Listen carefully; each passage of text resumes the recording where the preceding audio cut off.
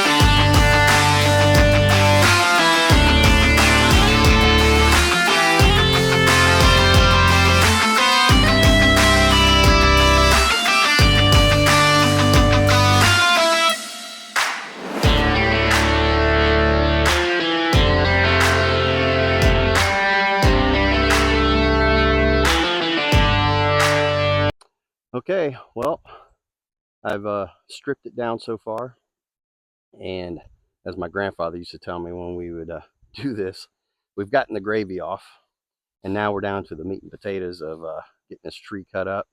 So I got all the branches off that I'll run through the wood chipper, and then all this here that is left, we'll make that into firewood. So we try not to let it go to waste, but I do have some trees that sometimes they're too far gone and they won't even burn, you know, for good firewood and that. But I mean, you can see I got thousands of trees out here, so it doesn't hurt it too much when, you know, some fall down and kind of opens the canopy up to the rest of these smaller trees.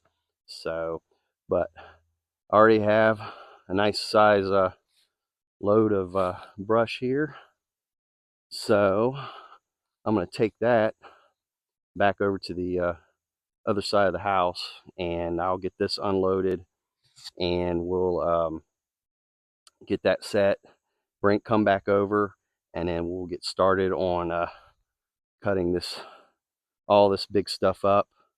And then that's when I'll use the grapple on the tractor here, because I plan on, just like I said before, I'll just take all this big stuff and take it over to the campground where I plan on storing it, and that way we'll always just have firewood. Back over on this side again, got the chainsaw. I'm gonna get this fired up, and then I usually like to start from, you know, from the top, kind of work my way down. When I get over to this part right here, I just have to be a little careful because this bigger tree is holding this one down, and it's holding another one down, but I think the other one, it's busted up enough that it shouldn't have any spring back to it. But this one here that's being held down by this bigger tree is the one that I worry about springing back up. So what I might do is cut as much as I can of that tree off.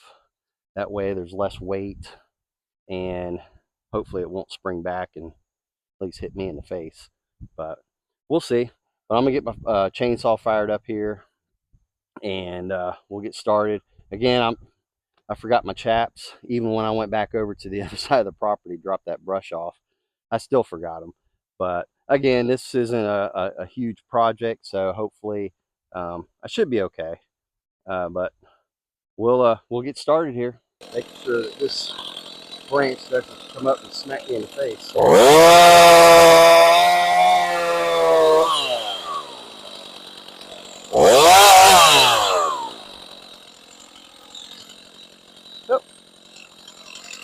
not too bad. Got some of the lighter stuff that I'll load up onto the grapple and take that over to the campground. And then I'll come back, pick up these bigger pieces. But what usually I like to do is I'll grab up a section and cut that off. That way, I'm not having to lift up this big log, manually. I can just use the tractor. So let me get all this smaller stuff picked up, throw it in the grapple. I'll take that over to the campground, dump that off, and we'll be right back.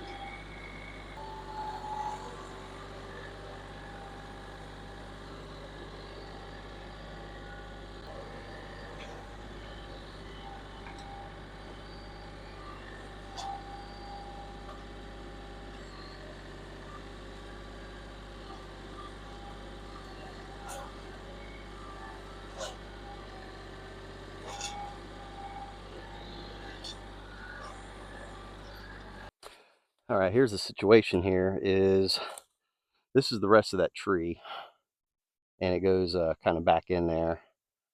But the problem is that I tried to grab it this end with the grapple and try to pull it out, but I'm gonna have to delimb this whole thing. It's also laying on a few other trees, so I'll probably have to cut those too.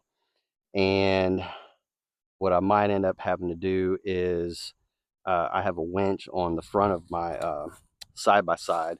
So what I could do is just cut this in sections once I've delimbed everything and just use the winch to pull this out. So that might be a project for another day. I'm kind of in a little bit of a time crunch right now. I got the main part of what I wanted to get done over on this side of the property and putting in the food plot. So I wanted to definitely get this area over here, cleaned up. And as I said, this is the reason why I brought the landscape rake is, I still got a bunch of limbs and uh, branches and stuff like that that's just kind of laying all over. And again, when I go to till this over here, I want to make sure that, you know, especially the viney stuff, I don't want to get into the vines and, get that all tangled up in the tiller. So, but I think I'm going to wrap it up for here right now. Um, Again, this was just mainly getting this tree all cleaned up and cut up, get it out of the main part of the food plot.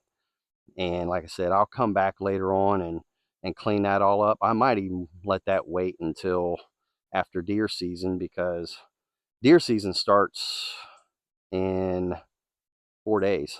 Let's see, what's Thursday, Friday? Actually, 3 days. So I usually don't like being out here in the woods a whole lot for deer season, and just because I don't want to disturb the environment and all that. But this had to get done, and the food plot, you know, I'll just have to let it be as it is because I still gotta till all this up, and so it's always a work in progress. But I hope you enjoyed the video, and I hope you keep coming back and watching more of my videos. My subs are slowly creeping up, which, hopefully the last video that I did, uh, just doing the review of the flail mower, um, the editing part, I'm starting to get a little better at it. And again, I'm using new software, so I'm learning how to use it and just try to make it a little bit fancy, make it fun. But, uh, I definitely am not a computer guru or So you're not a computer geek. computer expert. I'd rather be out here, being outside, working in the woods, and definitely using the tractor. So, but hope you keep following along, and I will get out some more videos soon. Talk to you later.